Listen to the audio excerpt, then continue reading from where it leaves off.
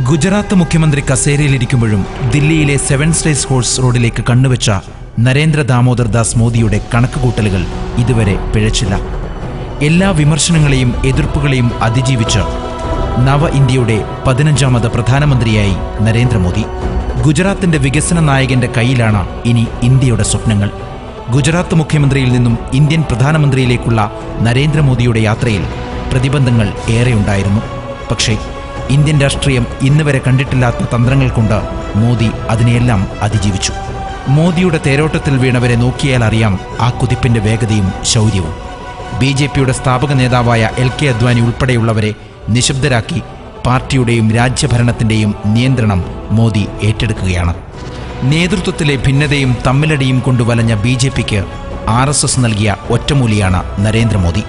16ാം ലോക്സഭാ തെരഞ്ഞെടുപ്പിന്റെ പ്രചാരണ രംഗത്ത് BJPക്ക് മോദി എന്ന ഒറ്റമുഖമേ ഉണ്ടായിരുന്നുള്ളൂ. അദ്വാനിയും മുരളി മനോഹർ ജോഷിയും സുഷമ സ്വരാജുമെല്ലാം നിഷ്പ്രഭരായിപ്പോയ പ്രചാരണം. അതുതന്നെയായിരുന്നു കോൺഗ്രസിന്റെ പരാജയവും. ഉയർത്തിക്കാണിക്കാൻ ഒരു ശക്തനായ നേതാവില്ലായിരുന്നു. എന്നാൽ 2001 ഭൂകമ്പത്തിൽ നാമാവശേഷമായി പോയ ഗുജറാത്തിനെ പുതിയ പാതയിലേക്ക് നയിക്കാനായി എന്നത് മോദിയുടെ ഏറ്റവും വലിയ നേട്ടമാണ്. ഗുജറാത്ത് കലാപത്തിന്റെ കറുത്ത പാടുകൾക്കപ്പുറവും ഈ വികസന നേട്ടങ്ങൾ മോദിയുടെ തിളക്കം കൂട്ടുകയാണ്. ഗുജറാത്തിലെ ഒരു സാധാരണ കുടുംബത്തിൽ പിറന്ന് ഇന്ത്യൻ പ്രധാനമന്ത്രി പദത്തിലേക്കുള്ള മോദിയുടെ വളർച്ച അത്ഭുത കഥയോ ചെപ്പടി വിധിയോ അല്ല. കഠിനാധ്വാനത്തിന്റെയും ആത്മസമർപ്പണത്തിന്റെയും കഥ ഈ വളർച്ചയ്ക്ക് പിന്നിലുണ്ട്. 1971 RSS പ്രചാരകൻ, 10 വർഷത്തിനിപ്പുറം BJP ഗുജറാത്ത് ഘടകം സെക്രട്ടറി. RSSുമായുള്ള നല്ല ബന്ധം വളർച്ചയുടെ പടവുകളിലേക്ക് പരവതാനി വിരിച്ച് മോദിയെ പിടിച്ചുകയറ്റി.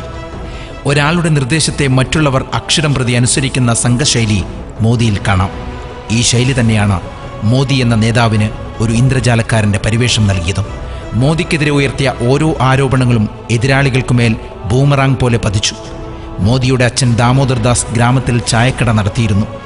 ചായക്കടക്കാരൻ എന്ന അധിക്ഷേപത്തെ മോദി നേരിട്ടത് രാജ്യമാകെ ആയിരക്കണക്കിന് നമോ ടീ സ്റ്റാളുകൾ ഒരുക്കിയാണ്. ഇങ്ങനെ വാർത്തകളുണ്ടാക്കി സ്വയം വാർത്തയായി തെരഞ്ഞെടുപ്പുകൾ രാജ്യമാകെ നിറഞ്ഞു നിന്ന മോദി പ്രധാനമന്ത്രി സ്ഥാനത്ത് എത്തിയിരിക്കുകയാണ്. മോദിയെ വിലക്കിയ അമേരിക്ക മോദിക്കായി പരവതാനി വിരിക്കാൻ ഒരുങ്ങുന്നു.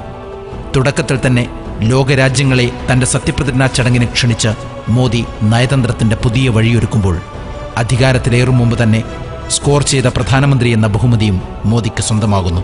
ഗുജറാത്തല്ല ഇന്ത്യ എന്ന് മോദി തിരിച്ചറിയുന്നുണ്ട്. മോദിയിൽ നിന്നും രാജ്യം പ്രതീക്ഷിക്കുന്നത് പുതിയ ദിശാബോധമാണ്.